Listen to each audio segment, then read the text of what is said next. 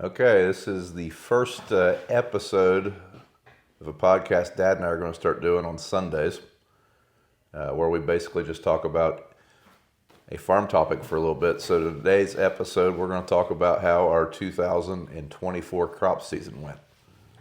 So it was clearly a different crop season than normal. Had a little bit of dry weather, a little bit crappier prices, new combine to learn and adapt to. We used a different corn planter this year. I think that was the main difference. We have a agronomy company that this was the first full season we were using them. A lot of new things. So what stands out to you this season? Well, we started off, it was kind of wet, just enough to hold some planting, and we got planted a little late, some of it. We were done on Memorial Day. Well, yeah, it was not real late, but we didn't get it planted all in April like we would like to. But outside of that, it was, just didn't rain after that. When was the last time we got done planting in April? Oh, we used to get done. Me and John used to get done. Corn planting. I've corn planting in April, and usually beans by the 10th of May. I don't ever remember that. Well, I don't think you was around 30 years ago. I was around 30 years ago. I was 4. Well, you weren't very big. Remember that 40 years ago. Yeah. But anyway, it's just them years. So overall, our crop yield, we were down 30 to 40 bushel on our corn yield versus our average. And our bean yield, we were down 20 to 30 bushel. So that just kind of speaks a little bit about how dry the year was. We really did not get any measurable rain from mid-August all the way through October, which kind of really killed any hope of a decent bean crop we had. Until then, I thought we were going to have pretty decent beans. At that point, we pretty well knew our corn crop was kind of hurt, but didn't really happen for us. These were the worst double crops I think I've ever been a part of harvesting. What about you? Yeah, last year wasn't real good, but I can remember when we first started planting double crops, 7 or 8, 9 bushel. And man, they ain't worth it. And they started getting a little better. And so, yeah, you'll have years done next year. Hopefully it's different, but I don't know. There might be another dry year. Hopefully not. We need a lot of subsoil moisture. I know that because it's dry in the subsoil. I guess we should say that when we say double crops, we're planting beans after our wheat in July. Until the last 2 years, we had been averaging 35 to 40 pretty consistently. But the last 2 years, they've just progressively got worse. Last year, I think we averaged 17 or 18, which it's still profitable at that point. I mean, you're always kind of looking at double crops as a bonus crop. But this year, I bet we didn't average much over 10, if that. It was pretty bad. But a couple of fields we had with along the creek bed and heavier soil, and it was good, 30, 31. Yeah. But there was just a few acres. Not enough acres. But it didn't seem like harvest. I guess we never got done double crops till late, but the rest of it was done pretty good. We could have done better, but Yeah, so our double crops this year, we actually didn't finish those till December, which I did not think would happen. I thought for sure, we all did, that we would be done first week of November, last week of October. And we were pretty close to that, other than when it started raining finally, it rained most of November. But the main challenge that we had this year for getting done was our double crops had a lot of volunteer wheat in them. That's the first I've ever seen that. And I know I've seen some comments that we didn't have our combine set. And I don't think that was the case because everybody's double crop wheat fields in the area. yeah, everybody's was like that. Yeah, it just never come till we got that late rain, and boy, it really started growing. Yeah, normally we would get a rain in July, and that volunteer wheat would have sprouted. We would have post sprayed those fields, and we wouldn't have to worry about it. They're usually fairly clean when we go into harvest because there's so much shade and whatnot. By the time the stuff's growing. Well, I sprayed it there first week of August, so there wasn't any weed in it hardly. I didn't know you sprayed them. I thought you didn't spray them. Oh yeah, we sprayed a list of them. Yeah, I sprayed them all, but they was pretty clean. But boy, and we got that rain there. So speaking of dry weather, how does this year's dry weather compare to, I mean, Dad's 74 years old, been farming his whole life. You've seen some droughts before. How does this compare to what you've seen in the past? Oh, I don't know. 88 was dry for us. Before that, we had some dry years, but 99 was probably the worst year, I think. We still had cattle, didn't have any hay, so we sold the cattle. Our equipment was getting old. It was dry. I can remember over there, that farm over there, the big farm over in the river bottoms, I think we had 12 bushel beans and 50 bushel corn or less. That one field make 35. 12 was dry. I don't remember. It wasn't. I don't think it was quite that dry though. But Did you say 99 yet? 99. Yeah, that was our worst year that I can remember. So this year was bad, but we still actually averaged a fairly decent corn yield for all things considered. But we still had really dry weather. Do you think that is timely rains when we needed them? Hybrid progression, just progression of hybrids being so much better? What do you think caused that? I'd hate to say it, but I think hybrids are a little better because, the beans aren't as, like the corn and the beans weren't as good. According to our weather station, we had 7 inches of rain from the time that we planted till the time that we harvested, or until the time the crop was dead. And for our sandier soils here, that's bad. It was only like a tenth, 2/10, half inch at the most, and it was gone in the next day. That was hurt. We never got no really good soakers. Then it was hot and dry. This is the hottest summer I can remember in a while. It was hot.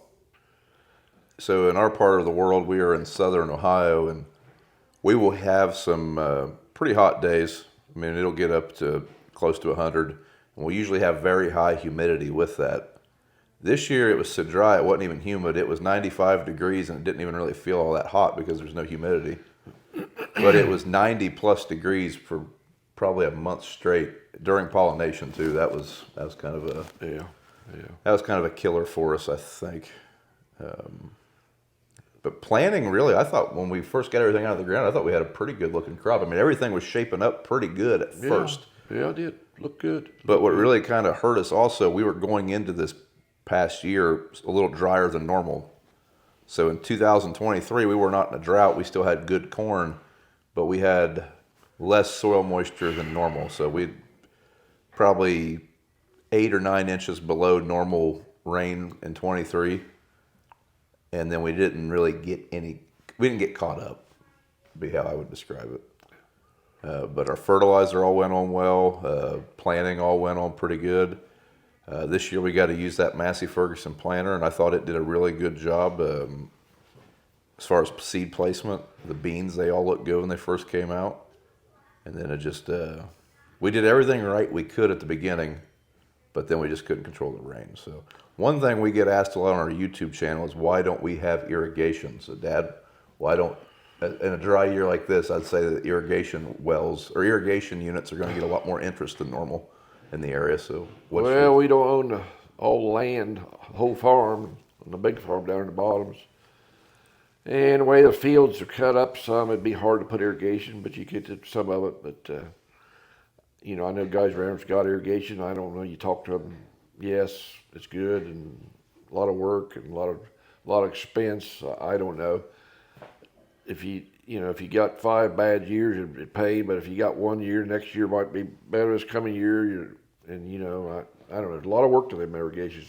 They're better than they used to be, but I know the older system, boy, they just maintenance. You just had to have somebody there watching them all the time. So one of my good friends farms 10 miles from here, and he farms along the same river we do. And he was telling me he has several acres under irrigation now, that he can't honestly say that they're paying for themselves at the moment. So, well, the hot as it was, the humidity or the even he said pollination, you can't control that if it's hot. But this year, he said even under the irrigation, he was still down 40 or 50 bushel from what the irrigation was the previous year. It'll help, but it just Well, nothing. he had some bigger numbers than we did. I can guarantee you that. I mean, he had a few acres of really good fun corn to harvest. But helping does it pay for itself?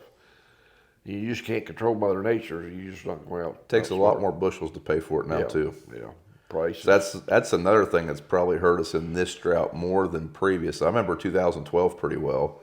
We had worse corn that year, but with crop insurance and prices, we actually made pretty decent. Prices were better, a lot better, I think. Yeah. That's what hurts us more than anything, price. So right It's now just- our price is not. It's probably down 30 or 40% from last year. I mean, what were we selling $5 corn last year? Yeah, yeah. 450 at least. Yeah. And now if we could get 450, we'd move some corn for sure. And our inputs not going to be much, not going down much this year. If they're not going down any really. So some of the stuff's higher, some stuff's going to be about the same. We got to kind of cut back on some stuff, maybe a little less fertilizer, a little better placement maybe. Better placement. We don't want to hurt the ground for the next year, but we also we gotta do our best we can to make the most of what we're using right now. When prices are good and your yields are good, it's kind of easy to let's just put some extra fertilizer on there this year. But I think that's going to be some stuff that a lot of guys have to think about right now. Is do we use up some of that build up that we've done over the years, or do we keep applying fertilizer? It's some decisions that have to be made in every operation this year, I'd say. Well, we'll know more about it this spring and how dry it is. If it's going to be dry, looking like a dry year, we don't get any subsoil moisture. I don't know what we do. It's just we need moisture. Do you think this year that if we wouldn't have done some of the tillage we've done, we would have had any better luck? I don't think it really mattered this year. I don't think this year. I never seen anything from our no-till neighbors that made me think so. I don't know. We're fairly minimal till. We had a few acres we went over pretty heavily to try to level up some ground, but I don't think it really seemed to matter all that much as far as seeing those acres versus the no-till acres. It might be a good thing that if we get that roller now to try to roll it after we get it planted to help hold the moisture. That might be a big plus there. I don't know. Yeah. So we'll find out. We rolled some last year. It's nice to combine on. I mean, it's smooth. This was the first year for the Mendeco roller, and it's the first roller in the area. Like I don't know anyone else running a land roller in Southern Ohio. I have a buddy that lives in roller country, and they said that once you combine on it, you won't want to not combine on it. I'd say he's pretty right. It was a nice combine. It was smooth. Even when I sprayed it, I noticed it was a lot smoother. So for someone who's never sat in a combine, or like BJ, he wouldn't really know what you're talking about because he doesn't run the combine a lot, and he's around the combine. When you say it's much nicer to combine, what exactly are you talking about? Well, the clods, there's no clods and stuff. It's flat, and the cutter bar just skims right on top, just like the floor here. It just skims right on top of the ground, and it's you don't have little low spots or stuff sticking up, trash, knocks trash down. Yeah. I don't think we really broke many sections. Any rocks? No, I think I broke one section the whole year. And this year we were using a honeybee header. This was also the first year for that. I forgot about that. Yeah. The honeybee, it really shaves the ground, and where that roller went, I mean, it was really shaving the ground. Did a good job. For it to only break one section was pretty impressive, I thought. As far as a yield bump, this was just not a good year to really compare that. We did a couple places where we ran the roller and didn't run the roller. And you could tell that the roller wasn't ran, but I don't know if there was a yield bump or not. I can't really quantify that on a year where the beans only made 30 bushel in that field. I mean, it's kind of hard to see 1 or 2 bushel beans. Any kind of a yield bump like that, they say, well, 1 or 2 bushel. I don't know how you really get the exact results from something like that. I don't know, but that's what they claim, and so I don't know. How do you think the honeybee compared to other flex heads you've ran? I think the honeybee, in certain conditions, flex better than a McDonald. Then there's places maybe that McDonald's a little better. I think cut a little closer than what we usually do, and it's. I really liked it. It's like the double crops. We would have never got them beans done, I don't think. It's got the pads. You can let the pads down, so I let the pads down and was like a couple of inches above that wheat, or right at the top of that wheat. That's how we got the double crops done. So what he's talking about on that head, there's hydraulic skid shoes that you can adjust from the cab, so where you can basically make the head rigid and run those shoes on the ground. So we did leave a little bit of, probably left a bushel of beans in the field doing that. Maybe a bushel, maybe. But we got through them. We got through it. We never got through it. Yeah. But I like the honeybee. It's light. Is it too light? Haven't had any trouble with it. I don't think so. I think it's going to hold up okay. Yeah, the first year for 50 foot also. So we've always ran the last 10 or 12 years, we ran 40-foot heads. And this year we went from 2 40-foot heads to one 50-footer. How did you think that process went? Better than I thought. Really better than I thought. Like I say, the honeybee, it went down in them. It flexed good. There's places that didn't, and you'd have to come back and get some of it. But I was really surprised going, 50 foot over it. And, 10 foot makes a big difference in the combine handled it good. Well, the 10 foot made a difference, but we were also running a lot faster. We could run a little faster. We actually had power this time. Yeah, the combine did good. So that was probably our fault. But before, we'd always put 40-foot heads on class 7 machines. And when the beans were good and dead, it didn't matter that much. But we could never run faster than our cutter bars until we ran the cutter bars so long they were just dull. And there's a couple things we found out. We could speed that cutter bar up. It'd help a little bit. We found out later on, and so it was just some learning curves. Yeah, learning curves. Any new machinery, you got learning curves. The combine was a learning curve. And this year, everything happened so fast. I mean, when everything got ready, we really waited too long. We probably should have started harvest a little sooner, but there wasn't. It seems like every other fall we'll run for a while, then we'll get rained out, and then we'll work on something or tinker with something.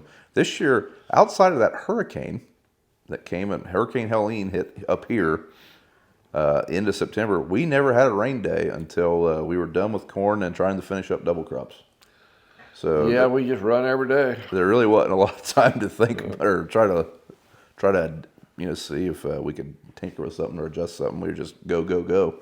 It seemed like, but I was impressed with how much quicker we got through the beans, going from 2 combines to 1, and how much more that streamlined everything. Like I had the double crop beans. After we ran wheat this summer, I had the double crop beans planted maybe an hour after they got done with the wheat. Normally, I would have been running a combine, and BJ would have been planting the beans, and we wouldn't have had a grain cart for the combines, and we'd have been a few days, 3 days, 4 days later with the double crops. And then in the fall, when we were planting wheat, usually I plant the wheat and run the combine before. And this year, I was right behind you guys, and everything was it was a lot nicer having that extra person freed up from a machine. When you have 2 combines, you kind of feel like to make the most of them, they need to be doing something. And our operation, it just wasn't working out that well, so I think that was a good move so far. Yeah, I think so. So far it has been. It'd been nice sometime maybe run a few beans while we was doing corn. I do think we probably would have got the double crops done before the corn. Yeah. But if we would have done it again, we would have quit running corn and went and ran those double crops in October. But it's just hindsight's 2020. You don't know about the weather, the way that's just hindsight. And if you look at the weather now, we probably wouldn't have traded combines the way things are now. We'd kept the gleaner and the Lexion and run both of them another year or two. Yeah. The way prices are, or if we knew it was going to be a dry year, but you don't know that farming. That's the way farming is. Every year is different. Yeah, it's hard to plan for what might be. You kind of just have to look at your situation at the moment and do your best. That's one question I would get sometimes is why did we trade the gleaner? Yeah, why did we trade the gleaner? Well, I know why we traded it, but what's your thought? Well, I like the gleaner, and I still like the gleaner. It's a smaller machine now, but it'd been nice if we could kept the gleaner, but no more we got out of the cloth. We should have kept it probably because we'd put a lot of money in it. We still got one of the heads left. We finally got rid of the draper head. We still got the corn head left.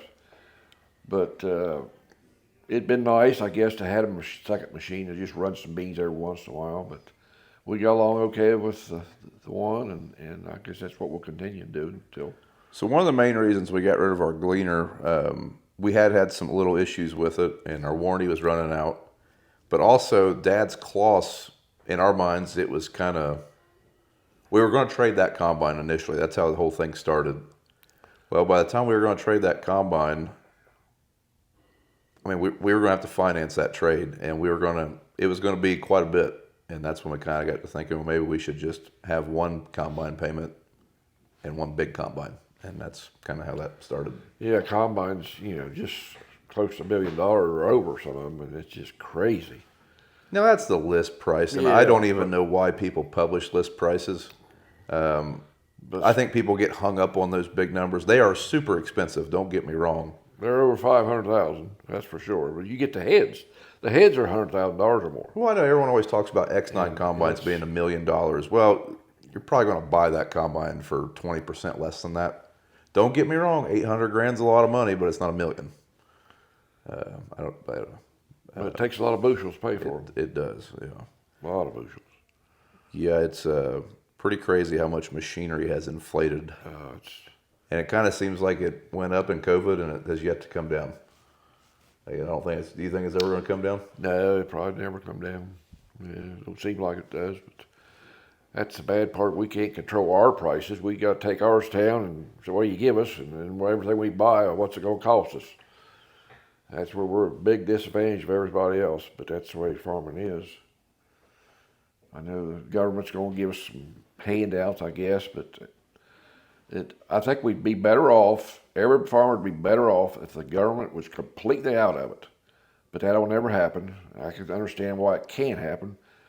But we could control our own, I guess if we could control the markets, we could get whatever we wanted, but we can't.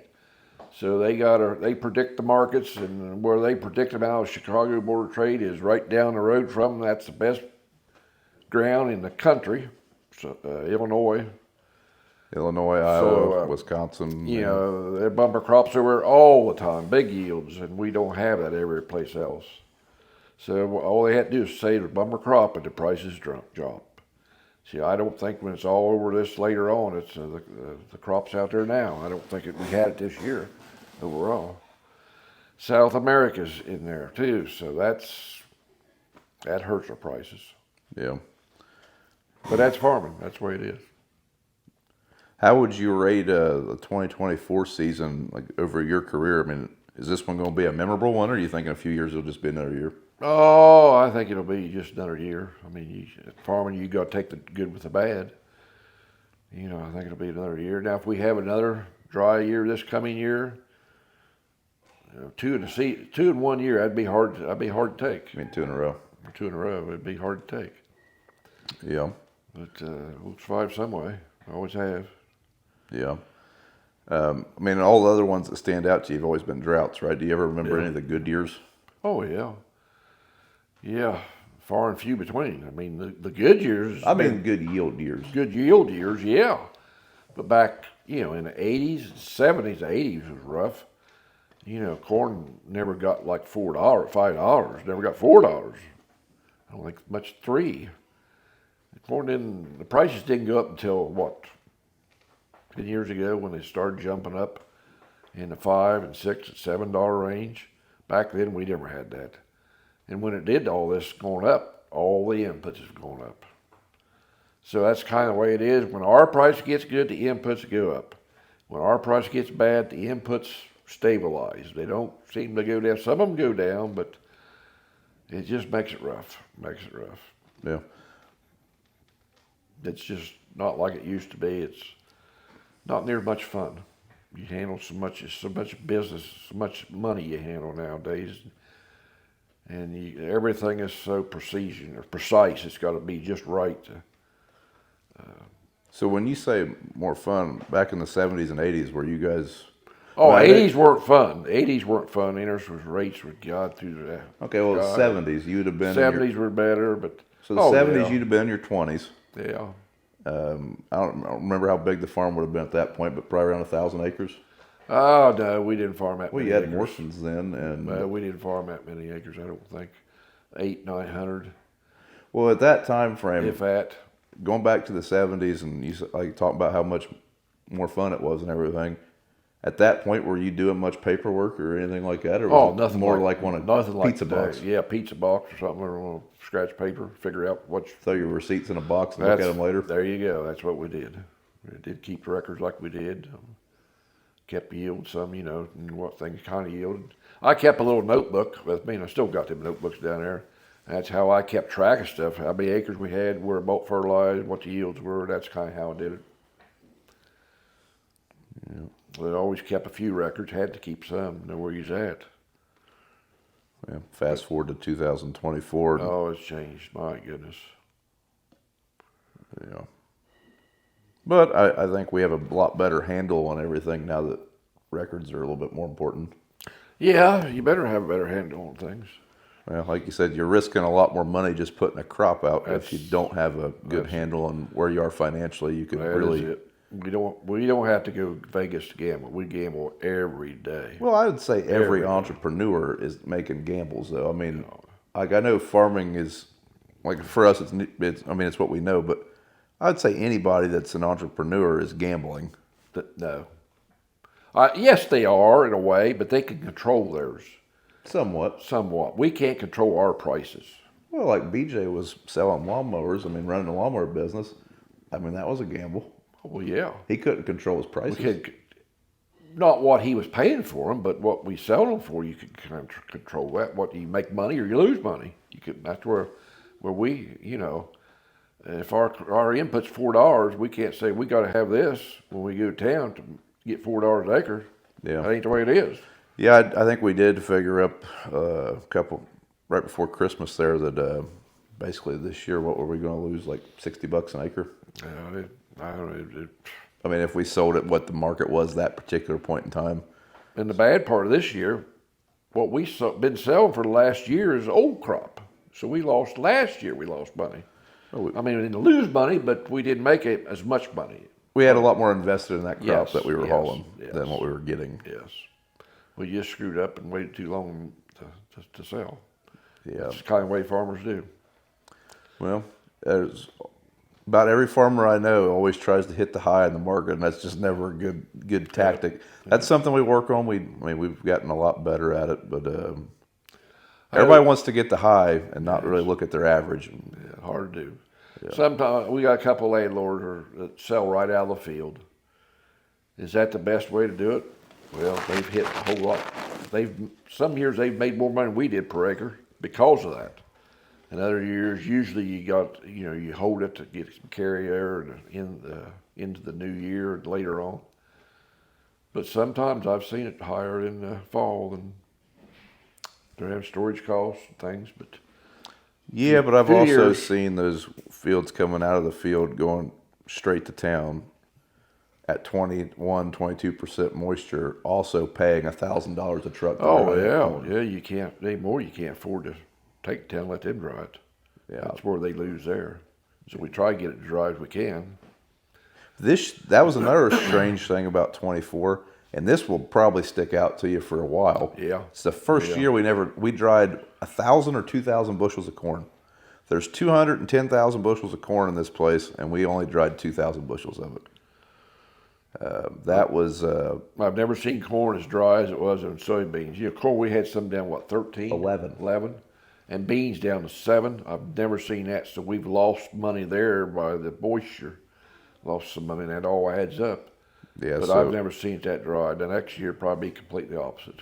yeah, that's normally those dryers, like, they pay for themselves every year, and I mean, in all honesty, this year our dryer did not pay for itself. I mean, we just didn't need it. We would saved have. money on fuel. We did save money on fuel, but I mean, I'm saying usually that dryer drying 200,000 bushels of corn pretty well pays for itself in a year or two. This year, I mean, it was just there. I think we even did some work on it. Remember we spent spent a lot of September putting in that. We spent a few days. We should have been combining corn, putting in a load auger for that dryer, and we never used it. We used it one time. Yeah, But you just never know about stuff like that. I mean, I would have never dreamed that we had 11% corn. We did find out that when your combine is rated to hold 485 bushel, it is not rated for 485 bushels of 11% corn. nope, could get down to about 380 or so. About it, because it Runs runs like like water. Just runs like water. And those 7% beans, I remember the beans we ran before the hurricane. We did pick up moisture from that rain and the hurricane. I think most of the beans after that were 9%. But before that, you could see bean fields sprouting in every field you drive by around here. You could see the beans sprouting after that hurricane. And at first I thought, man, they really had their combine throwing beans out. And then I looked at the fields. We had a couple like it too. We had one field that had some 30-inch beans in it, and I remember looking down that field, and those beans looked like they were planted. The volunteer beans, you could tell exactly where the cutter bar hit those bean stems and shattered everything out of it, or shattered a bushel or two out of every bean, or per acre at least. Yeah, everybody's fields were corn too.